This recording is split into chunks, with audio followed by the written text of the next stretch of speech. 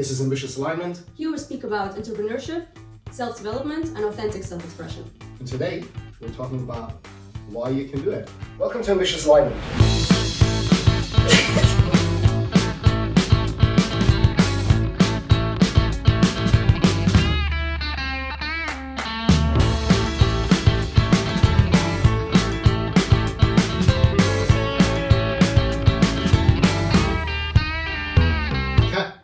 I have been watching you, and my interest is in people getting started and helping them get started about their projects. And I have watched you start numerous projects. And when I talk about projects, a lot of people think it's big startups and things like that. And I want to make sure that people understand that I talk about all sorts of things. Getting started and why you can do whatever you want to do is very simple, but very often we get stuck in it. Now, going back, I have seen you start many things. What is the one thing that has got you started on the many things that you started doing, and what got you over the hurdle?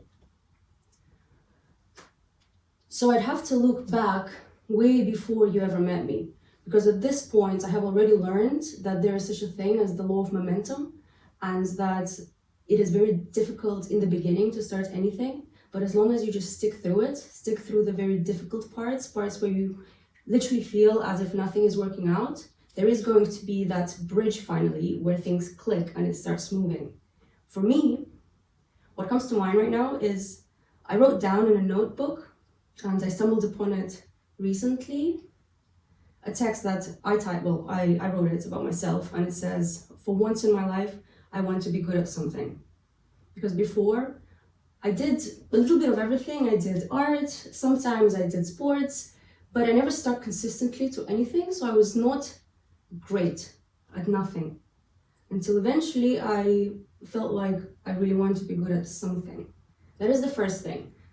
And the second thing is you have to have a very meaningful why you're doing it. Because I feel that changing yourself or starting a new project or starting anything new is a new habit by the end of the day. You are literally deciding to create a shift in your life. And unless it becomes a lifestyle that you implement day in and day out and enjoy it, you will end up dropping it. And I reached a point where I didn't want to drop it. So it started with sports. That's, I think, what taught me how to start things and carry on. And then I learned that it is exactly the same in everything else. With projects, with changing yourself, the formula is the same.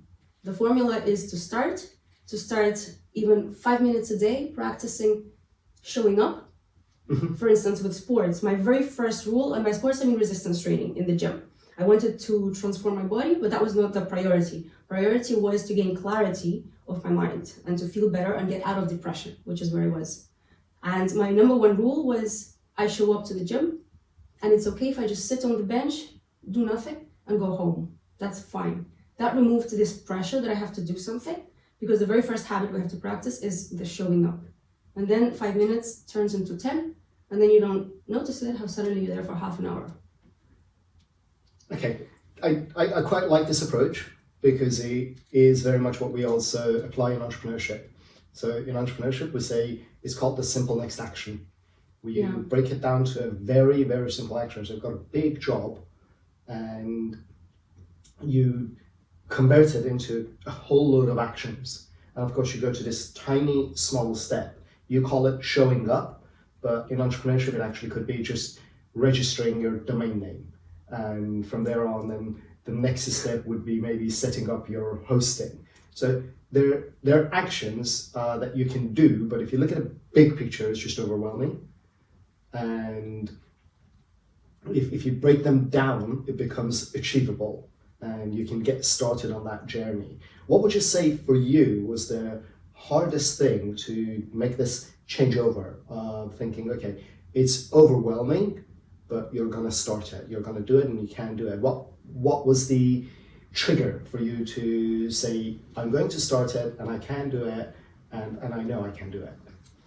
I would say it was starting so many times, then stopping, then losing all of the momentum, going back to ground zero. And I've done that a number of times. I'd start something, fall, start something, fall. And eventually I got so fed up from falling, I got so fed up with my circumstances, with myself, that you reach a breaking point and you say it's fucking now or never. And then you continue doing the same thing that you were doing before. And each time you restart a project you've already started previously, this time you will always make this extra few steps ahead. Because the first few steps, you've already practiced them, you've already done them, you already been there. So it's a lot quicker to get to the point you reached before. And this time you get a little further ahead. But if you stop for more than 2 days, then you start losing momentum and you start going back to the old version of you, which is what you've been conditioned to want, to feel that's comfortable, to feel that this is who you are.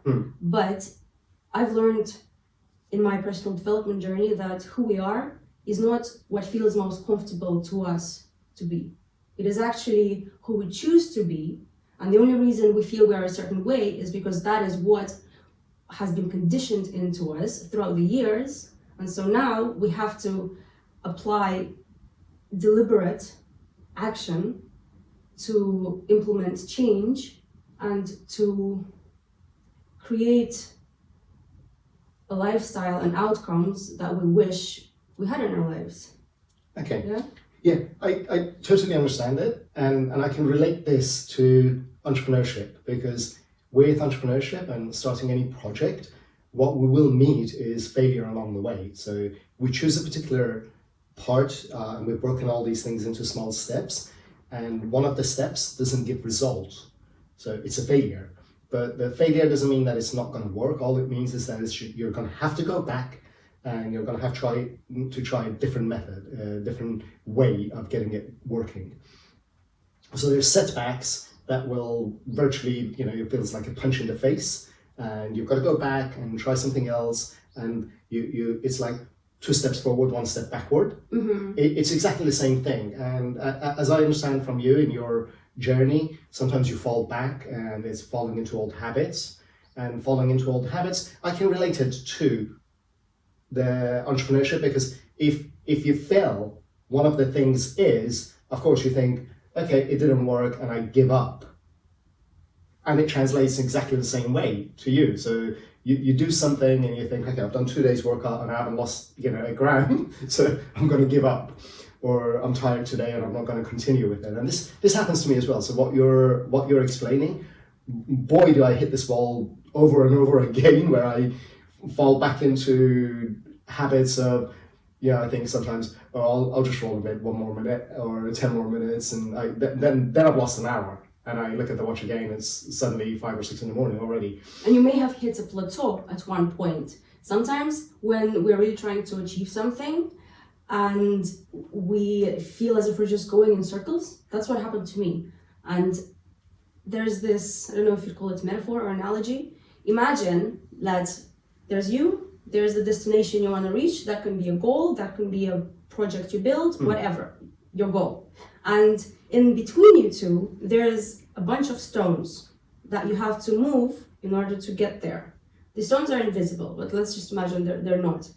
And I started moving, the fitness out of the way, adjusting my nutrition out of the way, drawing every single day, learning new skills, applying to jobs I would usually feel very uncomfortable to take on, that I had absolutely no experience in, but I just said, I'll do it. And then I'd learn the skill necessary for the job. However, I would still go in circles. And there was this big stone there I didn't see that I eventually ended up moving, which created a timeline jump to something completely new. For me, that was joining Toastmasters. Something I hadn't thought of. I only heard about it, and I had an idea to find out if it exists in Marbella. And what that did is it helped me work on my communication skills. I used to struggle with a blocked mind whenever speaking to the camera or socializing with people. It also introduced me to a lot of amazing growth-minded people. Before that, I used to live as a hermit. I had friends. I just struggled to find like-minded friends who were aligned with the same mentality I was striving to create out of myself. And so just by doing this adjustment and doing something I never did before and adding that to my routine, that made me jump a lot further ahead and created additional opportunities. And there's always these stones that we have to continue removing. I quite like what you're saying about Toastmasters, and you referring that this was a big stone. It was a big thing. Massive. You moved. Yes. I mean, Toastmasters, as you know, it's a big part of my life as well. And it's been a huge change for me as well. If I have to say, Toastmaster made me more humble. I was extremely focused on just my project and my startup and the success of the startup and all of that. And Toastmaster changed my view on many things and the way I dealt with it. But I see many people join Toastmasters, and I see many people come to Toastmasters and then leave, virtually because they see a couple of people on the stage who are speaking very well, and the fear kicks in immediately. I ran after so many people that last year in particularly, I had to make sure that they feel safe to stay for a couple of sessions and feel that they're comfortable in order to get them started. And now, boy, are they blooming and are they amazing, including yourself.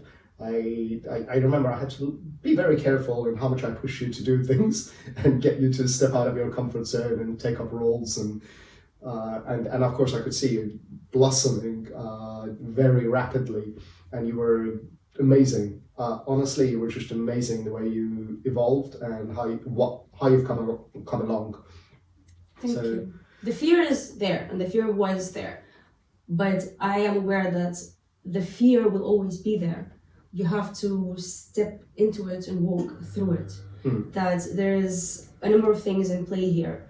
First, when I joined Toastmasters, I found the type of people I aspired to be like. They really reminded me, those who were speaking well, with experience, of the kind of people I listened to in podcasts.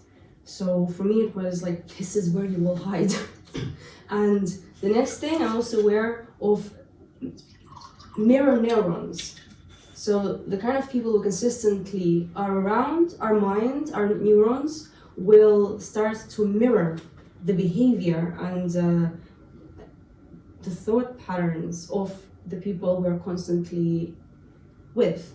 So if you consistently go to Toastmasters, then you are bound to also grow and become better, just as the people there, because the environment nurtures that.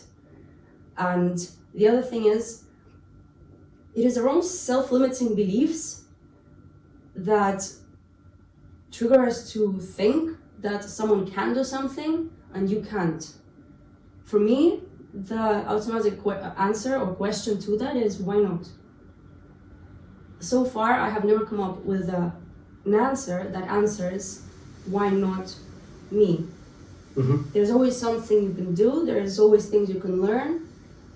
You're not going to think yourself into being able to do something. You have to start making steps towards the direction of whatever it is you wish you did. And if you don't know what step to make, then find someone, that can be someone online, someone who does what is it that you want to do, and observe. How do they think? How do they talk? Not just talk, but talk about others and talk about themselves. What do they do? What are their daily habits and routines? This is probably the most important one. We often focus on how to get to the goal, but actually that is irrelevant. The goal is nothing but a consequence of the things you do every day consistently. It is the... So you would say goal as a destination is not that important? It's not. You can think of a goal you want, but then the next question you want to ask is, what does the person who lives that goal every day do with his routine every day? What does he do in the morning? What does he practice? What does he read? What actions does he take? What time does he wake up? What does he eat? That is what's important, because our goals are the result of what we do every day. And a writer, what does a writer do? A writer writes every day. So if you want to be a writer, but you feel like you're a shit writer, well, of course you are a shit writer. That's normal. Everyone in the beginning is a shit writer. But if you want to be a good writer, then every day sit down and just write. Write shit. Literally write shit. Tell yourself this is a draft. I'm never showing it to anyone, but just write. First, the next time you sit down to write, you'll be better. And second, chances are the moment you start writing crap, you'll feel more inspired and words will start going onto the page. We should never really focus about how something will manifest. We should just focus in the moment on the action. The how it will happen is out of your control, and it's not your responsibility. Leave it to the divine, so to speak. Okay. It will just... The writing is the practicing, really. So the doing it is just practicing. The magic is in the practicing practice. is what makes it what makes it progress, not perfect.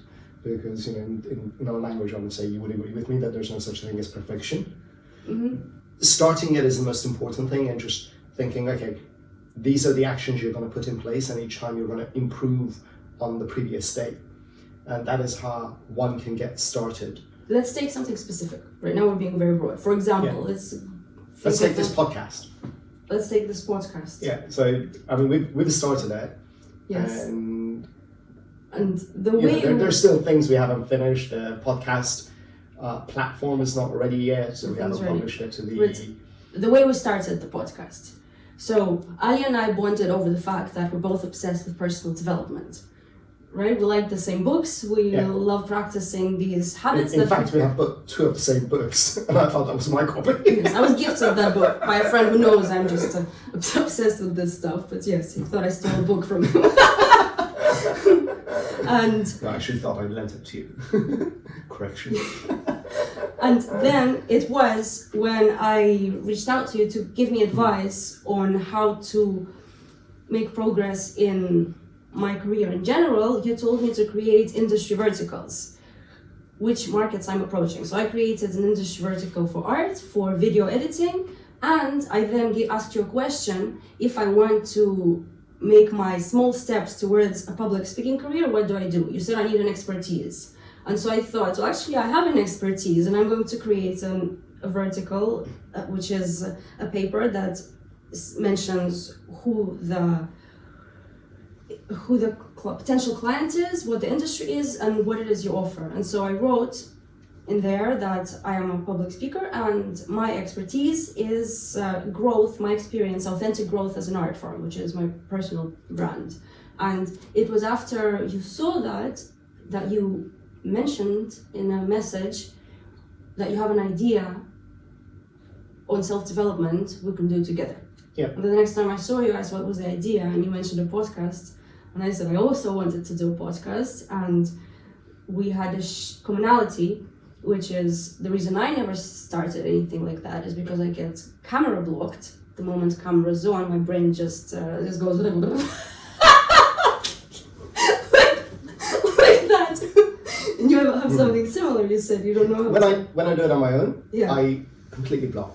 Yeah, so it's difficult for me to do it on my own, although I've practiced and I've become better at it. Yeah. But like talking to you, I have no problem. I can talk to you and I'm fluid. I can talk to an audience, I have no problem. But changing the two eyes to the one-eyed... This is a great example of the stones, I would say. Yeah. You know, wanting to start something that you feel you would like and that you'd love to do, but then finding it very difficult to start because you feel like you're not good enough and you don't know how to even start about it. Here, the stone was find a like-minded person where you're a really good match for this and do it together, and suddenly you hold each other accountable and it just works. And also, we knew from the beginning that yes, we're gonna mess it up, we're gonna do it badly, and that's fine because we will just be open about our journey. It's practicing. Yes. It's practicing. But one of the interesting things is, Kat, that I watched your videos and I thought you were a natural. I never thought you would get blocked. And then I've also seen some of the videos you've done where you've included where you're getting blocked and where you re-record and restart and all the in-betweens to a good video. And you posted a number of those, and I thought that was really funny and really interesting. So, of course, I see that you were also blocked. But the most important thing here to me was I'm doing it with somebody who who is very aligned with what I love, what I like doing, and I can enjoy the process of it.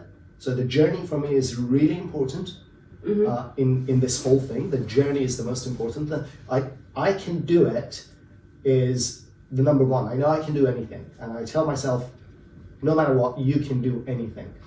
And the starting point of it is, okay, we get a couple of cameras, we start with our phones, and we add bit by bit what we have. So we've received feedback on the voice not being so good, so we've been recommended better microphones, and those things will come bit by bit. We have looked at better microphones, we've looked at recording differently, we've removed actually the other microphone, and I think the last recording was a little bit better.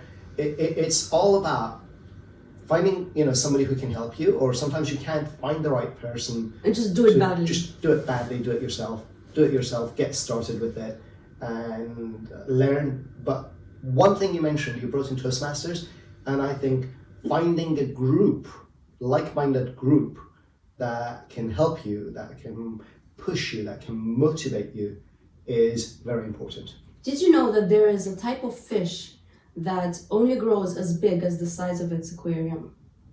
This is exactly the same with people. If you're going to be in an environment and most of the people you interact with, or you don't even have to speak, this happens on a subconscious level, are people who don't align with the type of mentality, vision, habits, routines as you, then your chances to become the greatest self you want to be decrease.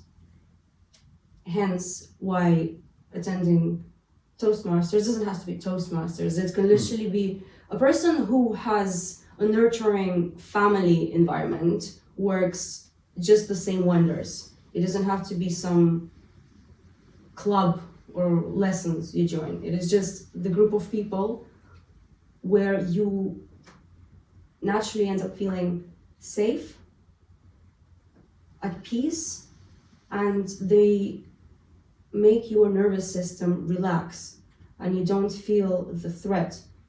Over time, they help you get out of the fight or flight response and you feel safe. And when we feel safe on a cellular level, so already on a subconscious level, and this takes some time, when first we observe, am I okay with this person? This happens in the back of our mind. Eventually, it's like we can breathe, and that's when you can naturally flow, relax, and be yourself, and not be on alert how you should be, how you should act, trying to stay safe away from these stressors. Okay, I'm going to ask you one question. What is the last thing you started? Last small thing you started or a project you started? What is the one thing, apart from our podcast? Apart from our podcast. I have one thing that I started. So I'll share that after you share, or I can share mine first. The last thing I started, the first thing that comes to mind is adding a new habit, which is journaling. When did you start that? A few months ago. Okay. So a few months ago, I kept hearing from the high achievers and personal development gurus who I do look up to how powerful gratitude, gratitude journaling and manifestation journaling, and in general how powerful gratitude is to remind yourself when you're writing about what you're grateful for, what is good in your life now, and despite of the things that maybe aren't working, what you're doing is you're bringing your mind to the positive, to what's working, and then you're actually sort of rewiring yourself, creating a habit to be on the lookout for the good. And if you're going to already be on the lookout for what does work, that means you're going to be paying attention to opportunities that you wouldn't have noticed before, because your mind is looking for the confirmation bias, I think that's the word, when whatever we focus on a daily basis consistently, our mind will always look for reassurance. And confirmation bias means that if you believe you are not clever, then you will actually always see for proof. Someone gives a comment that has nothing to do with you, saying, oh, look at you looking like that. Automatically you think it's something to do with you, because that's what you're used to practicing in your thought pattern. The talk about the thought pattern, there's actually a very good book on neuroscience, how we learn. The gentleman's name is slightly difficult for me to pronounce, Stanley Dehanis. But it's an amazing book, and it talks about that we have neural pathways, which is our thought patterns. So our brain automatically, when it fires up a thought, it uses the most used pattern. So the more we think of that thing, or the more we think of a particular way, like negative things or problems, that pathway just fires up automatically. So we automatically go into thinking about our problems and thinking about this, and therefore readjusting it with positive thinking, with gratitude, reinforces those, because you're making yourself think, you've written it, and the thickness of those neurons is what defines how well established and how strong those memories become. And that's the reason why I think generally works. I haven't tried. I've tried it a little bit, but I kind of like drop it and pick it up and drop it and pick it up. Continue picking it up. Yeah, so I think I will do, but I one of the things that I have done most recently is to stop drinking, and I did it because of you. So you were my motivator. Oh, stop! But I managed to start giving up because I've been wanting to, but I didn't have good enough reasons, and I like the drink. I like to have a glass of wine. I like a liqueur, in particularly if it's a little sweet. So what was that? Baileys. What was that? I thought if you can do it, I can do it. If You had done it for a year and a half, was it? You posted that you've been over a year or a year and a half that you haven't drunk, and you posted a bottle of Baileys, and I thought, she can do it. She did it, and it's self-control, and I can do it. What was the reason, besides from because I can do it, you can do it? Because drinking, to step away from drinking, to quit drinking, it's very difficult. I didn't do it over the first time. Yeah. So what was it that... I'm not a drinker. I may have a glass of wine, and I may not even finish that glass of wine. I may drink like 3 times a week. I'm not a drinker. I'm not the usual people where they go down the pub and drink 3-4 pints of beer. I can hardly finish 1 pint of, to put that right, I drink about 1 glass of wine at dinner, and every now and then I don't even finish that glass of wine. But I do like it. I do like the taste. I do like the relaxation of it. And to me it was, where can I control myself? Am I being controlled by my wants? Am I allowing myself to be controlled, or will I step up and will I show that I am able to change, that I am able to control my own thoughts? These are very important to me, and as we were also starting to talk about this project and self-development, I thought, make this one commitment to yourself. And if you make this one commitment to yourself, then you're proving, I was thinking to myself, that you're proving to yourself once again that you're able to do it. Otherwise, I was in a position where I wasn't feeling happy with myself again. And I'm like, I'm in a stagnated place, and I'm not moving on. So that was the one thing that I thought, okay, it's simple. You don't need it. And you can start. It starts with 1 day. Don't have a drink for 1 day. Yeah. Don't have a drink for the next day. And you told me one trick is that, okay, I'll drink tomorrow. So I'm using that trick for myself. And there have been a number of times where I felt like having a drink over the past couple of days in particular. And I thought, no, I'm not going to do that. I'm not going to betray myself, and I'll hold it today. I'll have a drink tomorrow. If I really, really need it, I'll have it tomorrow. You know what but else? Today I won't do it. What else helps stick to the commitment? For me, at least, that's helpful, is giving up drinking will naturally have a consequence in how you feel. It will make changes to your body, and it will actually give you something to compare against. Do I want to go back to drinking and lose this thing I've gained? Or actually, does this thing I've gained is so much better than drinking that you choose? And in order to know what you acquire, what you gain from not drinking, you need to give yourself 1 year and a half. And the reason I'm saying 1 year and a half is because one psychiatrist who I spoke to a few months ago in person mentioned that it takes 1.5 years for the dopamine in our brain to readjust to its natural state. So dopamine is is it hormone? It's a hormone. Hormone that when you drink and you feel all happy, it gives such a big boost that it actually throws you out of the natural regulation. So when you go out on a walk, if you are a drinker, then it's going to feel a little more boring because you're so out of balance. Whereas if you stay away long enough from drinking, then you will actually start feeling the joy you felt in childhood for things you think you no longer find joy in. Yeah, because I try but don't drink. So for me, it's 1 year and a half. Most I would say. And if in 1 year and a half I feel like I want to drink, next I'll ask, okay, Kat, remember yourself a year and a half. Are you ready to be that version again? And no longer live with the same mind, the same feelings, the same emotions, the same energy as now? Is it worth it, the exchange? Yeah. For me, I don't think I will have that. But for me, it's a lot of the times that I drink, I want to relax. So I will have to ask myself, were you able to relax without a drink? Were you able to relax without poisoning your body? And that to me is the important thing, because I am 100% aware that when we drink, we're actually poisoning our body. That's what it is. The liver, the kidneys and the brain. Even if it's a tiny, minuscule damage, it is damage.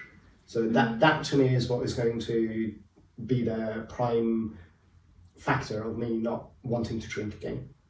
And I also object to believe that we are incapable of feeling the same joy and happiness we felt as children.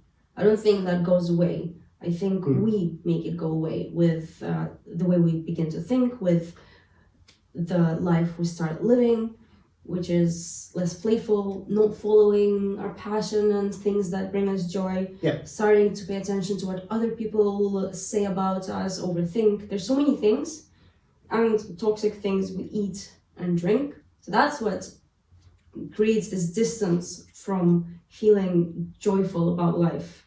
So I went back. Help me on one thing. So if I were to pick up journaling, and now journaling would be starting something new, I keep picking it up, dropping it, picking it up, dropping it. What would your advice be to me to start it? And why I can do it, and why I can stick to it, and how I would stick to it? Add it into your morning routine and start writing literally just half a page. It could be as small as, I always started with Dear Universe, or Dear God, or Dear Spirits, or Dear Angels, because I believe in a higher realm of some sort. So I speak to whatever is higher power than I am, or my higher self. Dear higher self me. You can start as simple as, thank you for whatever happened yesterday, or the other way, and that's the way I usually do it as well. I do both. Thank you for the amazing day that I am about to start, and for how successful and great such and such meeting happened and the results of it, and I'm so grateful for this person who is so kind to me. And you can mention things that you wish to see happen for yourself, even if you have no proof for it. Because again, by consistently speaking of these things, you're training your mind to focus on the brighter side, and that is going to begin to create an energy shift in you, which will start spreading outward. And this makes me think, this is the reason why I finally quit smoking. So I never really was a smoker. I had on and off, and recently I picked it up in September and I've just quit it. I couldn't find a strong enough why for me. And you'll see it relates to journaling, not the smoking, but the reason why I decided to, not worth it. I was listening to Joe Dispenza's interview. He's a neuroscientist, amazing person, and he was talking about opening our heart. Yeah, the more we practice opening our heart, releasing everything that's stored, deep breaths, really deep breaths and breath meditations, it helps you open your heart. the more we practice it, our energetic field around us expands up to 9 meters long.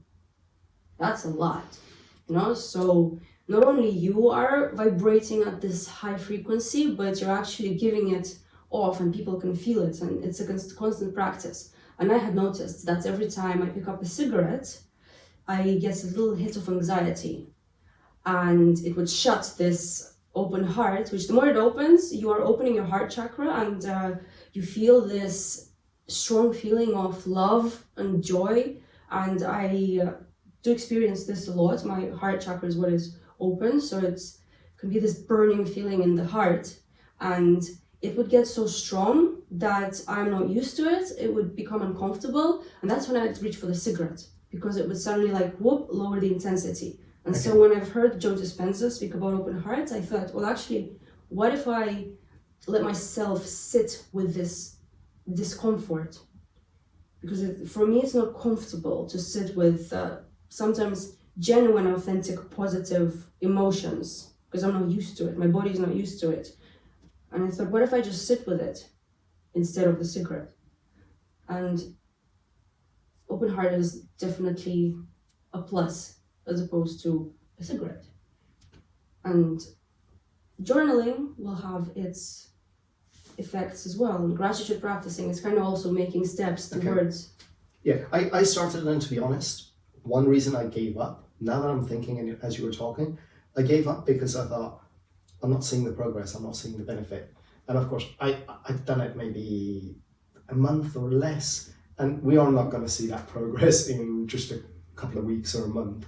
So I'm going to pick up the practice, but what I'm going to start with is probably just opening it and writing one line. Yeah. I'm not going to push myself, I'm just going to write one line every That day. I'm grateful for. Yeah, I would have liked it to be at the end of the evening, Sure. but very always. often by the time I actually enter the bedroom, I am brain dead. I'm virtually like. That's why it's easier to do it first thing in the morning. Yeah, you know, first thing- out of the way and forget Yeah, about I it. have so many things in my morning routines that it's becoming difficult to We should add start more listening. things into Make my it a habit when you go morning. to the bathroom. Yeah. Leave it next to the toilet. I'm grateful for. Yeah, but I'll find a way of putting it into my morning routine and just keeping it short.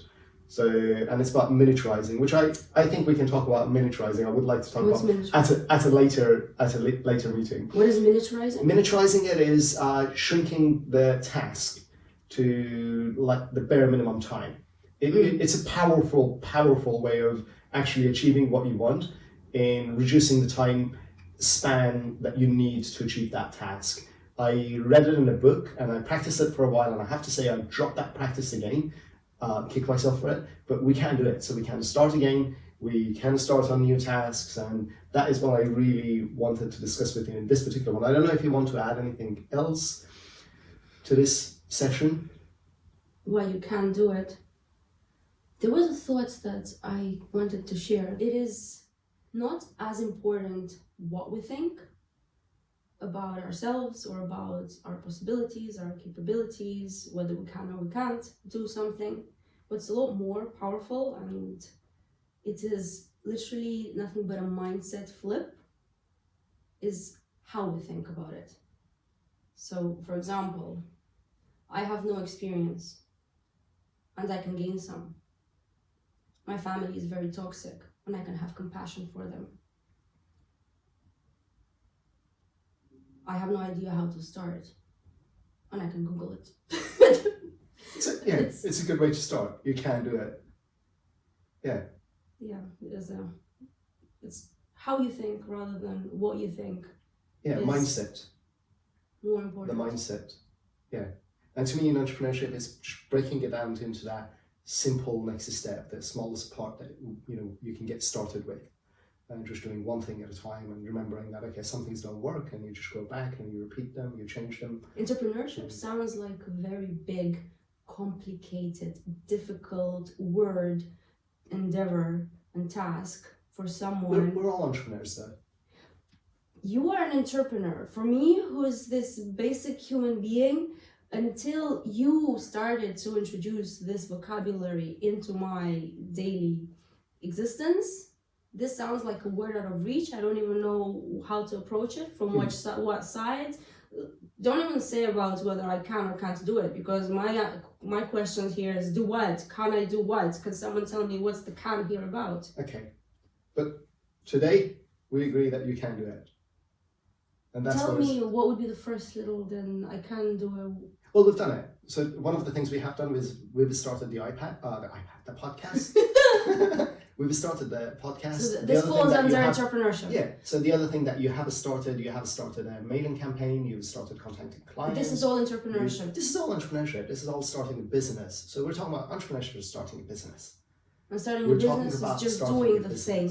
Yeah. So you've started, your path on starting your business, and you seek advice. Of course, we don't always know what to do. So we ask people, how can I get this started? How can I get that started? So you asked me what would I do? And I thought, okay, well, just create these verticals, which you mentioned, and you have done it, and you have contacted clients. That's what it is. It's those first steps. You brought it down into smaller steps, and you've started those. Clarity. And then we'll go to the next step, which is follow up, quoting, and getting a contract signed, delivering it, getting reviews, and so on and so on. The next obvious little step. Yeah. So I absolutely enjoyed the talk today. I'll try to high five. You got a high five. I wasn't sure if you're going to high five me or not. I wasn't prepared to put my hand up. Okay. You That's can do it. Today. You can do it. Follow your fucking passion. What's the next one? Never mind. Bye.